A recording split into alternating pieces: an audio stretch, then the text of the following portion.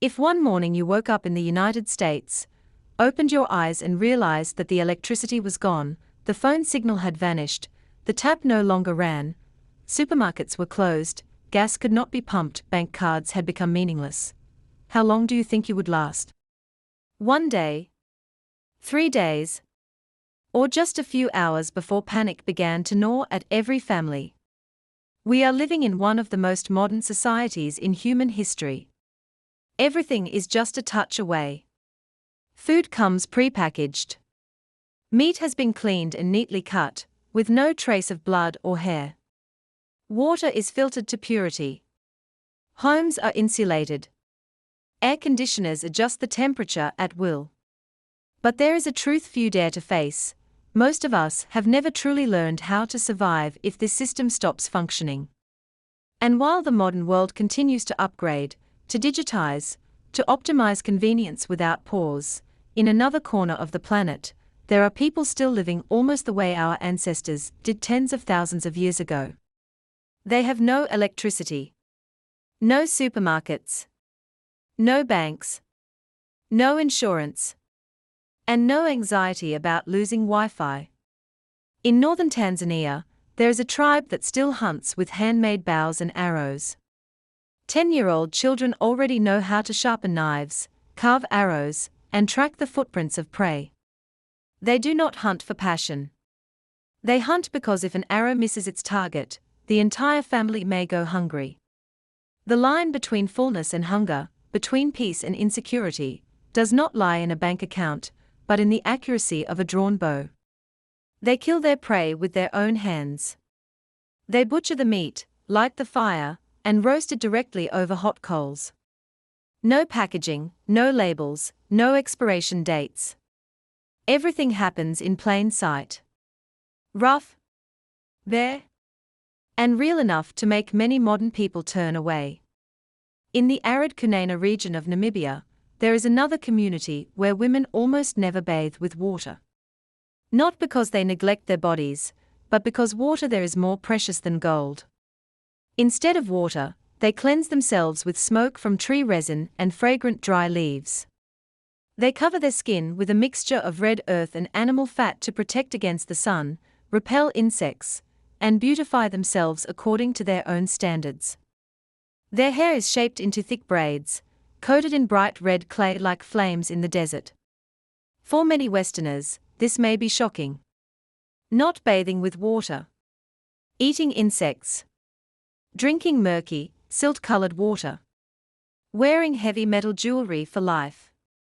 But the real question is not how different they are from us. The question is, who is truly more dependent? We depend on the power grid, transportation networks, global supply chains, technology, and financial markets. A small disruption can send millions into panic. A snowstorm can paralyze an entire city. A power outage can turn modern neighborhoods into dark and uneasy places. And what about them? They know where to find water when the dry season stretches on. They know which plants are edible and which are poisonous. They know how to create fire from the friction of 2 pieces of wood. They know how to build a shelter from branches and earth. They know how to live without bills, without passwords, without a 4G signal. We call them primitive. They might call us dependent. We call them backward. But is it backward to survive without the complex systems that surround you? When a man from the tribe draws his bow toward a monkey in a tree, it is not entertainment. It is responsibility. When a Himba woman bends toward fragrant smoke to cleanse her body, it is not a strange ritual. It is adaptation to a harsh environment without a faucet. We grow up sheltered by technology. They grow up sheltered by nature. We learn to navigate the world through screens. They learn to read footprints in the sand, listen to warning birds, and feel the change of the wind. So in the end, who truly understands the world they live in? You may see them eating meat still scented with smoke, drinking murky water, exposing their bodies under the harsh sun and think it is deprivation. But look closer, and you may see something many modern societies are slowly losing: self-reliance. No bills. No debt. No pressure to chase consumer standards. No schedules packed from dawn to night. They live by the rhythm of the sun, the rainy season and the dry season. They marry simply. They part simply. They move when necessary and stop when enough. They do not hoard excessively because they understand that everything belongs to the cycle of nature. And perhaps what shocks the modern world is not that they do not bathe with water or that they eat insects. It is that they still exist, still have children, still laugh and speak proudly of their way of life without needing what we consider essential. If the system collapsed tomorrow, who would adapt faster? A city resident accustomed to air conditioning, supermarkets, and credit cards? Or a man who has hunted with a bow his entire life, who knows how to find water in the desert and light a fire in the dark? This is not a story of judgment. It is a journey of understanding. Understanding that civilization has more than one definition. Understanding that progress does not always equal happiness. And understanding that somewhere between skyscrapers and fiber-optic cables stretching across continents, we may have traded away too much for convenience. In the minutes ahead, we will step into the world of tribes many call strange. You will witness how they hunt, how they eat, how they build homes, how they love, and how they survive without most of what you and I consider indispensable. And perhaps, when this video ends, the question will no longer be how different they are from us. It will be how far we have drifted from our own survival instincts. To understand why there are still communities living almost detached from the pulse of the modern world, we need to rewind the map, to look at geography before we talk about civilization. Because before governments, before cities, before national borders, human beings were shaped by climate, water sources, and the soil beneath their feet. In northern Tanzania, near Lake Eyasi at the edge of the East African Rift Valley, lies a harsh land of dry stretches mixed with sparse forest and vast savanna. This is home to the Hadzabe, one of the last remaining hunter-gatherer communities in Africa. The region is close to the Serengeti Plateau, famous for the migrations of wildebeest and zebras, yet it is not fertile land for large-scale agriculture. The dry season is long, water sources shift cyclically, and unstable soil makes settled farming a real challenge. The East African Rift Valley is not only a striking geological feature, but also the cradle of humankind. Some of the oldest human fossils were discovered here. When you stand on the land where the Hadzabe live, you stand on one of the most ancient landscapes tied to human evolution. Their story is not merely about an isolated tribe, it is a remnant of a long chapter in human history when hunting and gathering were the dominant means of survival. According to many anthropological studies, the Hadzabe have maintained their hunter-gatherer lifestyle for tens of thousands of years. They have not built cities, developed large-scale agriculture, or accumulated wealth. This is not because they lack the ability to learn, but because their environment supports a different survival model. Nature still provides enough food to sustain small groups of 30 to 40 people. When food sources in one area are depleted, they move. Flexibility becomes a strategy for survival rather than fixed settlement. The history of Tanzania has also shaped the position of the Hadzabe. During the colonial era, when European powers divided Africa, small communities like theirs were not always recognized or protected.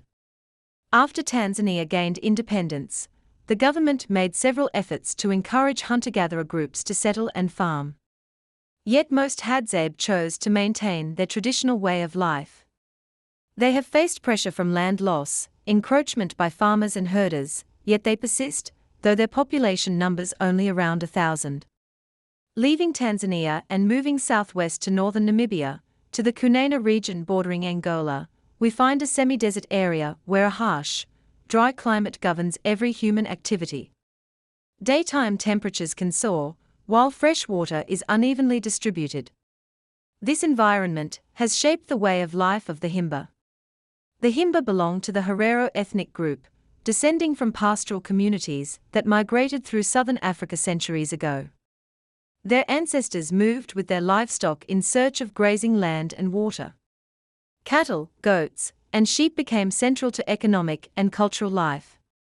Livestock are not only a source of food, but also symbols of social status and wealth. In the 19th and early 20th centuries, Namibia experienced colonial rule under Germany. The Herero and related groups, including the ancestors of the Himba, faced violent conflicts. The Herero uprising of 1904 and the subsequent repression caused massive population losses. Many communities were scattered, forced to migrate, or compelled to adapt to new political realities. The Himba, living in remote and arid regions, were able to retain much of their traditional social structure, though they were not entirely untouched by historical upheaval. The climate of Cunene explains many customs outsiders find unusual. Water is precious and not always sufficient for frequent bathing. As a result, the Himba developed a method of cleansing the body with smoke from tree resin and fragrant dry leaves. The mixture of red earth and animal fat that Himba women apply to their skin carries aesthetic meaning, but also protects against harsh sunlight and insects. These choices are not a rejection of hygiene, but an adaptation to a semi-desert environment. Their homes, often built from wood, straw, and earth, reflect the climate. The round structure reduces wind resistance.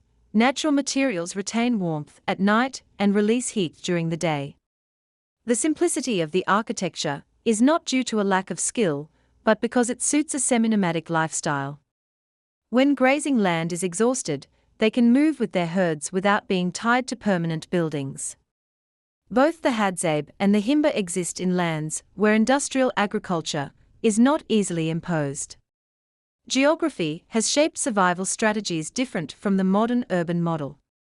Colonial history and later nation building created pressures for change, yet did not erase their identities. From afar, we may only see difference. But when we place them in their specific geographic and historical context, we begin to understand that their way of life is not stagnation, but the result of generations of adaptation. They are not outside the flow of history, they simply follow a different branch of it, where land, climate, and collective memory guide direction more than technology or globalization. And in those harsh lands, between the ancient Rift Valley of East Africa and the sun-scorched desert of Namibia, these communities remain as reminders that human history is not written only in concrete, steel, and fiber optic cables, but also in sand, wind, and footsteps that move with the seasons. If we set aside familiar prejudices about civilization and primitiveness, and simply observe with neutral curiosity, the first thing that appears is not difference, but consistency. Consistency between people and their environment. Consistency between customs and survival needs. Consistency between choices and circumstances. In the Lake Eyasi region of northern Tanzania, the Hadzabe live in small groups of 30 to 40 people. They do not build fixed villages with solid fences. They erect simple shelters from branches and dry grass, enough to block sun and wind, easy to dismantle when they move. Their social structure is not based on centralized power. There is no king, no rigid council of elders. Decisions are often made by consensus and experience, especially experience in hunting and knowledge of the land. Their livelihood depends on hunting and gathering. Men typically hunt with handmade bows and arrows. The bow is crafted from local wood, the string from plant fibers or animal sinew. Arrow tips may be coated with plant-derived poison to increase effectiveness.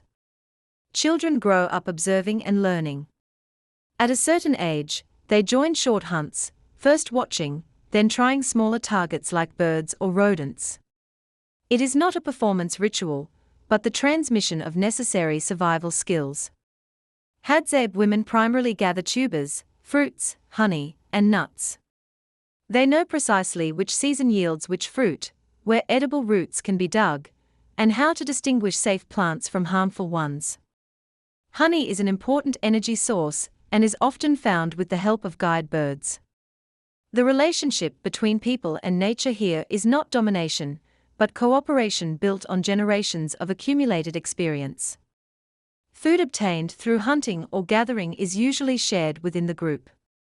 There are no refrigerators, no long-term storage facilities.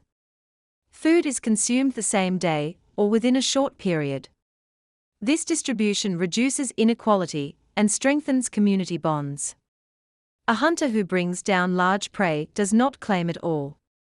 Food becomes communal property, and sharing ensures that no one is left behind on less fortunate days.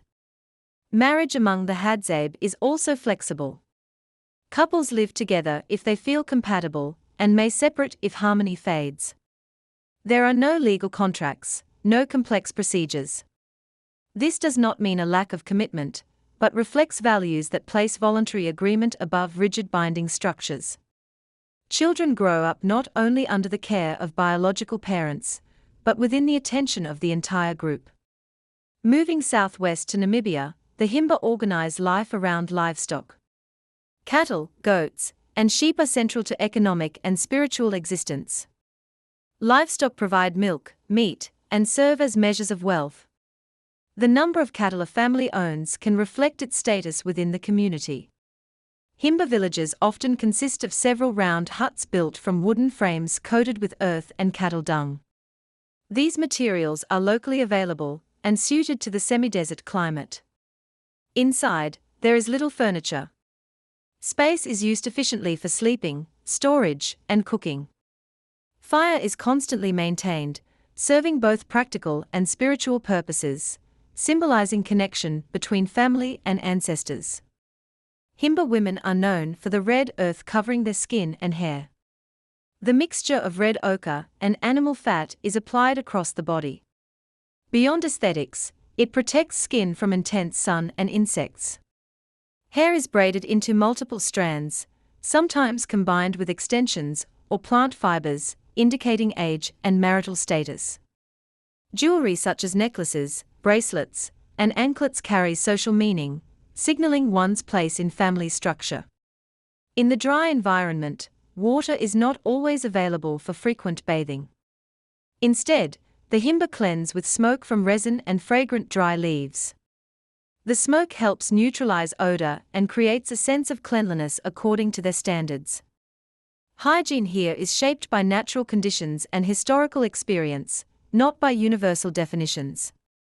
Family structure among the Himba often includes polygyny, and relationships are defined through jewelry and ritual. Yet daily life revolves around practical tasks such as herding livestock, building huts, preparing food, and caring for children. Children participate early, learning to tend goats, gather firewood, and assist the family. Both communities share a deep bond with their environment.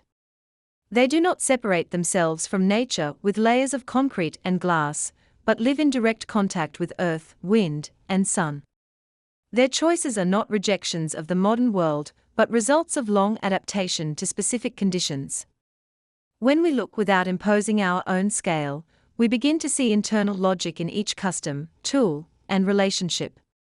It is the logic of survival, community, and balance between humans and environment. Within that logic, every action, however simple or unfamiliar to us, has its reason for existence. If we stop at survival skills, at hunting or herding techniques, we have only seen the surface. What has allowed communities like the Hadzabe or Himba to endure for thousands of years is not only environmental adaptation, but the human structure behind every behavior. It is how they understand people, community, and the meaning of life. In small hunter-gatherer groups like the Hadzabe, no one stands permanently above the rest. A man may be a skilled hunter today, but tomorrow he may return empty-handed. There is no permanent guarantee of status. Humility becomes almost a natural mechanism. Success is shared not only out of kindness, but from the understanding that fortune rotates. Today I share with you, tomorrow you may share with me. In this structure, a person's value is not measured by accumulated wealth, but by contribution to the group. An elder may no longer hunt, yet holds importance in storytelling, transmitting knowledge of seasons, terrain, and lessons from the past. Children grow among many adults, guided not by performance pressure, but by companionship. Success here is not defined by individual superiority, but by integration. No one is excluded for failing academic standards. The pace of life is slower, yet not purposeless. Purpose lies in maintaining balance between people and nature. Among the Himba, human depth appears in the emphasis on family and lineage. Livestock may be crucial assets, but family is the spiritual center. The village fire is not only for cooking or warmth, but symbolizes connection with ancestors. In rituals, fire serves as a bridge between past and present, between the living and those who came before. Their family structures may differ from Western norms, yet responsibility and protection remain core. Children are raised within extended networks of relatives. Care extends beyond the nuclear unit. When someone struggles, the community tends to support rather than isolate. Another profound human element lies in their sense of enough. In modern society, enough is often postponed by the desire for more. More income, more convenience, more experiences. The race seems endless. In communities close to nature, enough is concrete. Enough food for today. Enough shelter for tonight. Enough strength for tomorrow. This does not mean a lack of dreams. But ambition is tied to group stability rather than individual breakout. When a hunter brings home large prey, joy lies in shared fullness. When livestock increase, it secures collective future.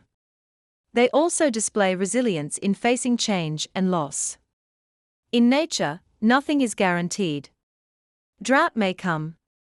Disease may strike. Animals may migrate. This uncertainty cultivates psychological flexibility. Instead of attempting total control, they adjust. It creates a different form of mental endurance compared to the control-oriented industrial model.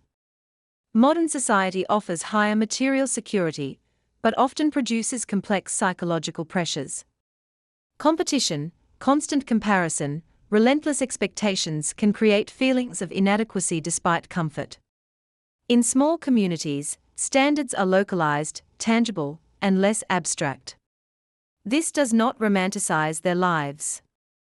Every community has conflict.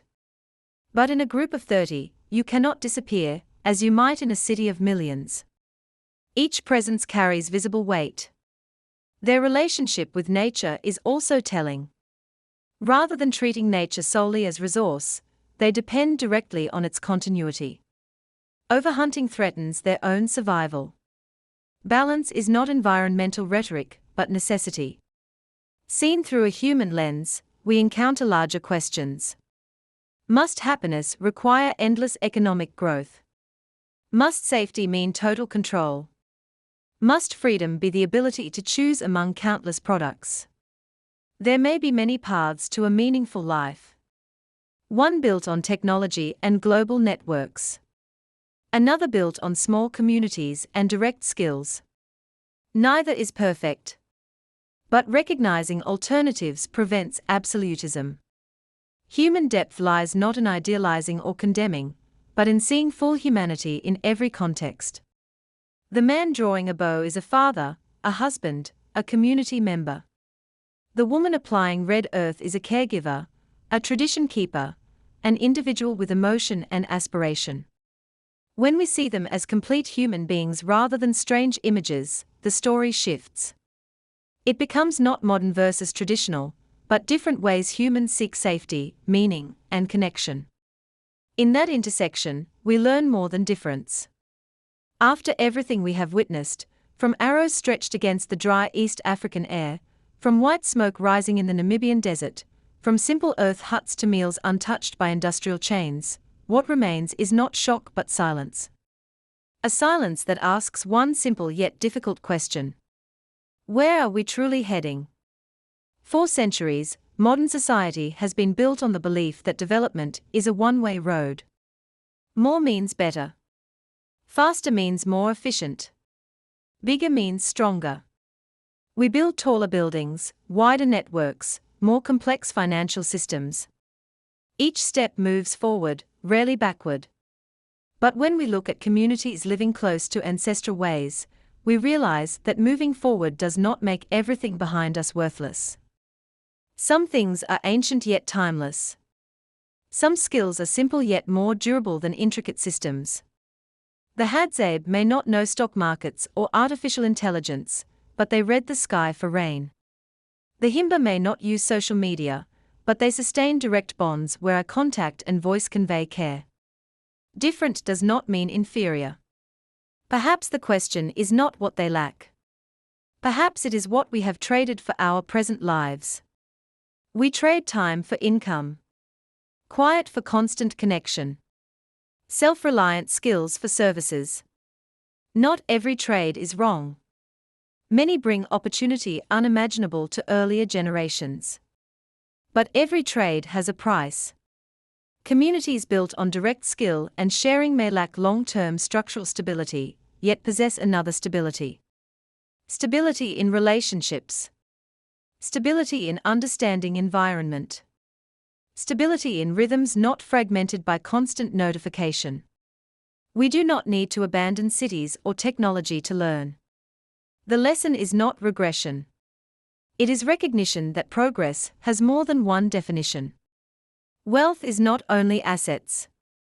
Safety is not only insurance. Happiness is not only consumption. Civilization may not be ever-increasing complexity, but preserving core values while systems evolve. Community. Sharing. Knowing enough. When we see a Hadzabe child running barefoot, or a Himba woman braiding hair under sun, we see distance. But we also see common ground. Both seek safety. Both raise children. Both strive to endure in the conditions of birth. Perhaps the greatest difference lies not in tools, but in definitions of success. If success equals endless growth, other models appear slow. But if success equals sustaining life, community, and meaning across generations, the picture diversifies. In a world facing climate change, economic instability, and unexpected crises, adaptability becomes urgent. Who is more flexible? A society dependent on global supply chains, or a community able to forage within kilometers? A system needing millions of parts functioning simultaneously, or a small group adjusting seasonally? This is not denial of modern achievements.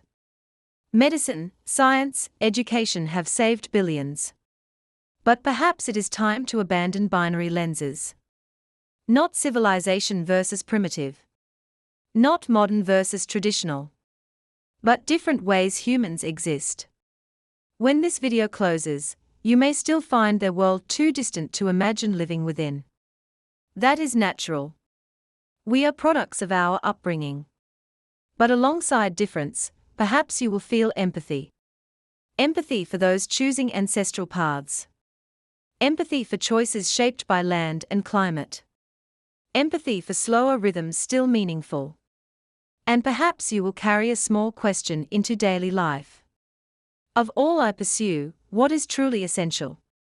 What is convenience? And what is essence? We may not need to become hunters or herders to restore balance. Perhaps we need only switch off a device, spend more time with those around us, remember that self-reliance is also wealth. The world is broader than the single model we know.